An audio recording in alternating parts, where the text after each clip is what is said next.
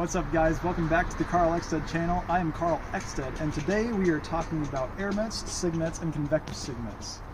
Now, Airmets are issued for weather that is not intense enough to require the issuance of a SIGMET. Typically, moderate icing and freezing levels are issued under Airmet Zulu. Now, low-level wind shear, moderate turbulence, and surface winds of 30 knots or greater are typically issued under Airmet Tango.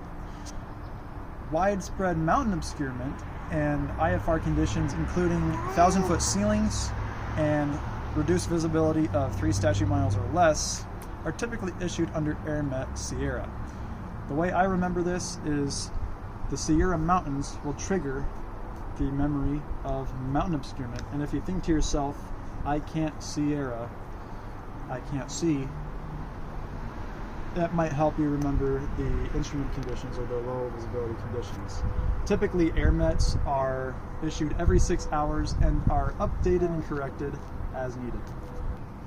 Now, SIGMETS are issued for non-convective weather that are hazardous to all aircraft.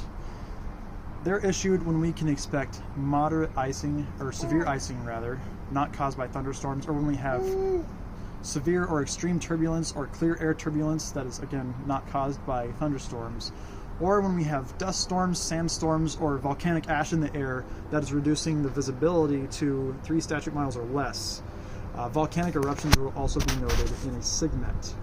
The first issuance of a SIGMET is going to be abbreviated UWS, which stands for Urgent Weather SIGMET, and all future issuances will be at the forecaster's discretion. Now, convective SIGMETs are denoted for convective weather, such as thunderstorms. They are issued for thunderstorms that are caused by surface winds of 50 knots or greater, or when they have hail that is 3/4 of an inch in size or greater when it hits the surface, or when we have tornadoes. Other conditions include embedded thunderstorms, lines of thunderstorms, and thunderstorms that create heavy precipitation or greater that affects 40% or more of a 3,000-mile area. Let's see.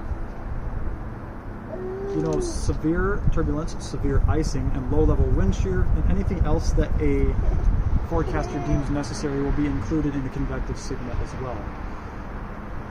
They are issued at every hour at 55 minutes past the hour, and they are divided into 3 different categories in the U.S. Eastern United States, Central United States, and Western United States, coded Echo, Charlie, and Whiskey, respectively. With all this information, where can we find this, and how can we incorporate this into our pre-flight research and planning? I like to use WX Brief, Lido's flight service. Let's take a look.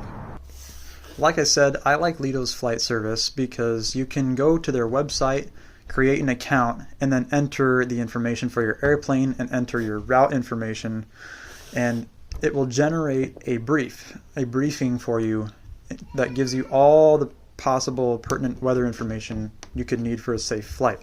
Now, if you scroll down on this PDF version of an old flight brief, it has a table of contents, and as you see right here, it has, oh, sorry about that. Okay, well, it took me to a volcanic ash advisory, so you can see there is none. Let's go back up to the top, and there we go. Get back in here, so my technology will work. So anyway, as I was saying, you go back down here, you can see that in the table of contents, it tells you where to find the convective SIGMETs, and Airmets with all the page numbers on the right-hand side. So try that, keep that in mind, and follow me.